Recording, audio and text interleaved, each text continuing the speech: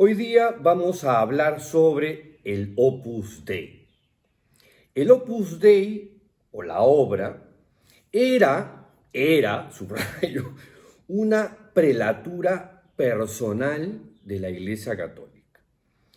Esto de prelatura personal fue un invento del Papa Juan Pablo II, el Santo, el encubridor de muchos pederastas. ¿Qué significaba esto en la práctica? Que el Opus Dei dependía directa, única y exclusivamente del Papa, ¿no? Al cual le rendía cuentas solamente a él, a nadie más. Era un trato, como verán, más que privilegiado, ¿no? El Opus fue fundado en Madrid el 2 de octubre de 1928 por José María Escrivá de Balaguer, autor de este librito llamado Camino, que es como la Biblia de la gente del Opus, numerarios, supernumerarios, etc. Quien además fue santificado o canonizado de manera express. El Opus cobró protagonismo, tuvo un rol muy relevante durante la dictadura del general español Francisco Franco. El Opus tiene presencia en los 5 continentes, tienen un huevo de plata, un montón de vocaciones y su sede principal se encuentra, efectivamente, en Roma.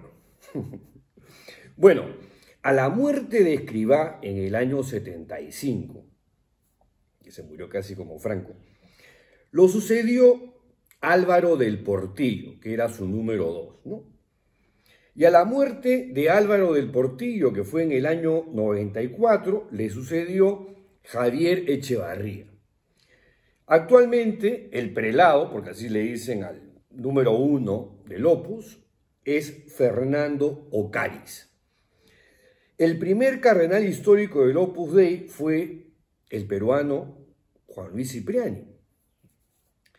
Y desde sus inicios, como muchas organizaciones ultraconservadoras luego replicaron, el Opus se organizó verticalmente, ¿no? Jerárquicamente, idolatrando a su fundador, Escrivá de Balaguer, a quien llamaban el Padre. Y el secretismo fue durante muchísimo tiempo la norma básica de esta institución. Bueno, ¿por qué les hablo del Opus Dei? ¿Qué ha pasado con el Opus Dei? Les cuento. El Papa Francisco, a quien creo que poco les gustaba a la gente del Opus y ahora menos, el pasado 14 de julio lanzó lo que se llama un motu proprio. ¿Qué es un motu proprio? Un edicto que el Papa puede lanzar libremente y que se tiene que acatar y que en lo medular recoloca al Opus Dei en una categoría, vamos a decirlo, más democrática, más horizontal, menos privilegiada, menos ostentosa, ¿no? Les ha cambiado el estatus jurídico, canónico. O sea, de prelatura personal, que dependía solamente del Papa, ahora depende del dicasterio del clero, o la congregación para el clero, que es una especie de ministerio vaticano, como cualquier otra congregación religiosa. Ya no tiene privilegios. Eso sí, el Papa lo ha hecho, todo hay que decirlo, de una manera muy fina, y así las cosas, ya no existen hoy por hoy prelaturas personales, porque la única prelatura personal que existía, era el Opus Dei. Otra cosa que ha hecho el Papa Francisco es que el prelado del Opus, o sea, el número 1 del Opus Dei, la máxima autoridad de la Fundación de Escriba, ya no será honrado con el orden episcopal. Esto lo dice textual. O sea, ya no es que a quien escogen prelado, inmediatamente lo hacían obispo, porque así era, ¿no? Y el motu propio entra en vigor pasado mañana jueves, 4 de agosto del 2022. Ahorita. O sea, ¿qué ha ocurrido en Cristiano? O en resumen,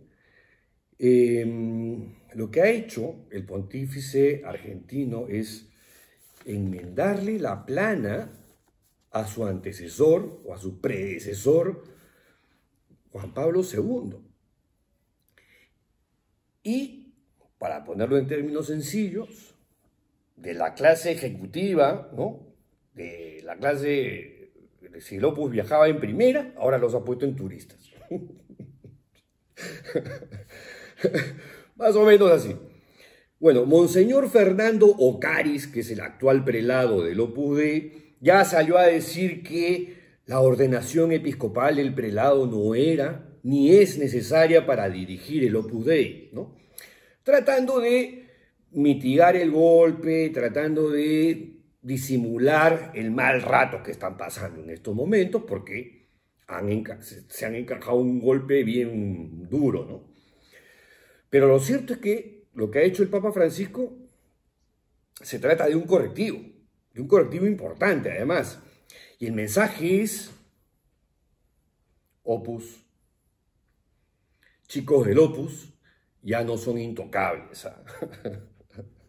O sea, ya no son la primera división de la iglesia. Si es que eso se creyeron en algún momento en los últimos 40 años. Ahora son como el resto. Y a partir del jueves, o sea, a partir de mañana, de pasado mañana, los voy a degradar, ¿ya?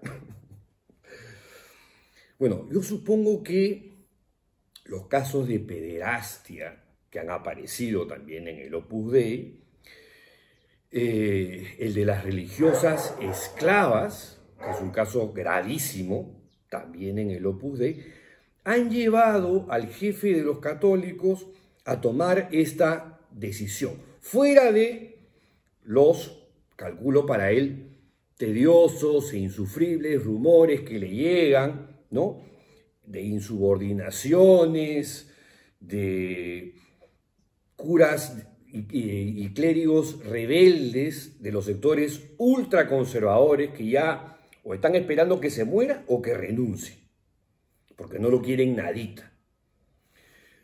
En fin, la verdad de la milanesa es que nadie, pero nadie, se esperaba esta movida del Papa Francisco. Por cierto, el director del diario La Razón de España, donde el Opus tiene una presencia, por supuesto, gravitante, porque ahí se fundó, el ultra reaccionario Francisco Marhuenda ya salió a decir en un texto que las decisiones del Papa Francisco son tan sorprendentes como injustas y arbitrarias, ¿no? En alusión al motu propio, que, según Marhuenda, se trata de una decisión de enmendar lo que estableció San Juan Pablo II.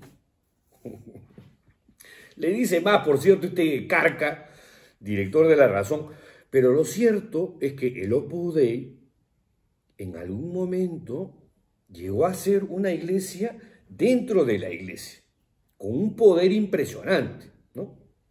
Político, económico, en la curia, etc. Y lo que ha hecho el Papa Francisco, creo, en mi pequeña opinión, es poner las cosas en su sitio. Porque, como les decía, han tenido más de 40 años. Es un huevo, 40 años de vida dorada, con un estatus exclusivo y privilegiado. En fin, En resumen, se trata de un durísimo golpe para la autoestima y para el estatus de esta organización religiosa. Tanto que pagaría por verle la cara en este segundo a Juan Luis Cipriani sobre esta decisión. Pero bueno, lo cierto es que con el motu propio lo que va a ocurrir es que se le van a recortar atribuciones, privilegios, potestades, inmunidades, favoritismos, etc. Ahora tienen que rendir cuentas, por ejemplo, de forma anual al dicasterio para el clero o la congregación para el clero. Antes, en su antiguo régimen, que van a perder pasado mañana, lo hacían cada 5 años, ¿no? Y fíjense cómo son las cosas, ¿eh? Hoy día, en BBC Mundo, aparece una denuncia gravísima, pero gravísima, por parte de un grupo de 43 mujeres de Argentina, Paraguay y Bolivia que han denunciado al Opus Dei ante el Vaticano por trata de personas, explotación y reducción a la servidumbre. Cuando uno lee este texto, que es un texto largo, un reportaje importante de BBC Mundo, uno se remite inmediatamente a la reciente publicación de la periodista chilena Camila Bustamante, titulado Siervas, que no tiene que ver con el Opus Dei, sino con el sodalicio. Porque los testimonios parecieran calcados algunos, es increíble. El Opus Dei ha replicado formalmente a BBC y ha dicho: no ha habido ninguna denuncia laboral formal en los últimos 40 años. ¿Quién iba a denunciar, pues, si estos tenían todo el poder? Además, como dice una de las denunciantes, ¿cómo esperan que alguien vaya a denunciar el abuso y explotación al que lo abusó y explotó? ¿No? Que era lo que en su momento también aspiraba el superior del sodalicio, o el ex superior del sodalicio, Alessandro Moroni, que vengan, pues, y que me toquen la puerta a las víctimas. Ay, ay, ay. Bueno, este grupo de mujeres son de la sino de la denominada Escuela de Mucamas, ¿no? Porque el Opus Dei tenía esa institución dentro de su institución, y hay cosas que son realmente alucinantes. Dice, cuando llegas ahí te empiezan a lavar la cabeza, te dicen que tienes vocación para ser santa, que puedes aportar al mundo a través de tu trabajo, que vas a ayudar a cambiar el mundo. Y uno, claro, se aprovecha del idealismo de estas chicas que entraban muy jóvenes, y luego te dicen, ahora tu familia es el Opus Dei. Las obligaban a usar silicio y una disciplina que realmente ya era enfermiza, ¿no? Llevar un alambre ajustado a la pierna 2 horas al día y rezar dándose latigazos en la espalda 1 vez a la semana. Dice una de estas denunciantes, te cortan los vínculos con tu familia y con el mundo de afuera, pero además tienes prohibido hacerte amiga de alguna de tus compañeras. Te están observando todo el tiempo. El control se ejercía a través de la corrección fraterna. Te convierten en una máquina, en un robot. Te infantilizaban todo el tiempo. Tenías que pedir permiso para las cosas más tontas. Las cartas, tanto las que se mandaban por la directora espiritual, en fin, es lo mismo, pero exactamente lo mismo que ocurría, no sé si ocurre todavía, en el caso de las siervas del Plan de Dios, la rama femenina fundada por el peruano Luis Fernando Figari. Pero sobre el Opus Dei, dicen estas denunciantes, en el Opus Dei había un manual para todo. Cualquier duda vocacional era abordada por la institución como un problema psicológico, psiquiátrico, con el consiguiente suministro de psicofármacos para neutralizar la voluntad. Los psiquiatras y psicólogos eran siempre miembros del Opus Dei. Lo que te dicen siempre es que si Jesús y los grandes santos soportaron tanto dolor, ¿cómo no vas a soportarlo tú, ¿no? Y así como para entrar, se necesita también un permiso para dejar el Opus Dei. En los dos casos, se hace a través de un escrito de puño y letra que se envía al prelado, la máxima autoridad de la organización, que reside en la sede central en Roma. Es un texto largo e importante, dice, nos hacían firmar un recibo, nos mandaban a cobrar por cajero automático y luego teníamos que entregar todo a las directoras. No te podías quedar ni con un centavo.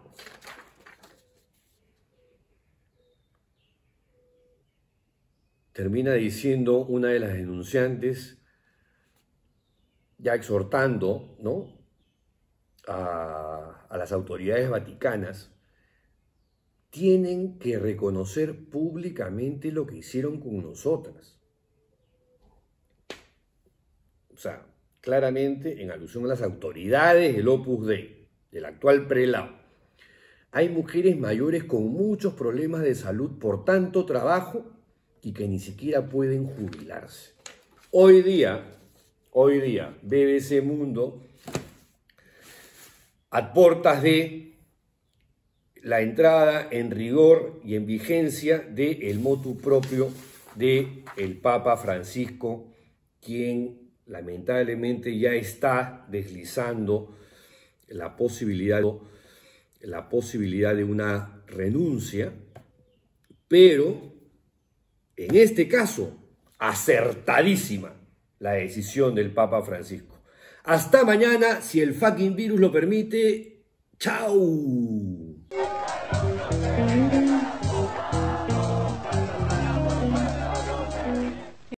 Hola, ¿ya sabes cómo quieres que se llame tu página web? Si tu respuesta es no, entonces piensa en el nombre que vaya de acuerdo al proyecto que tienes en mente.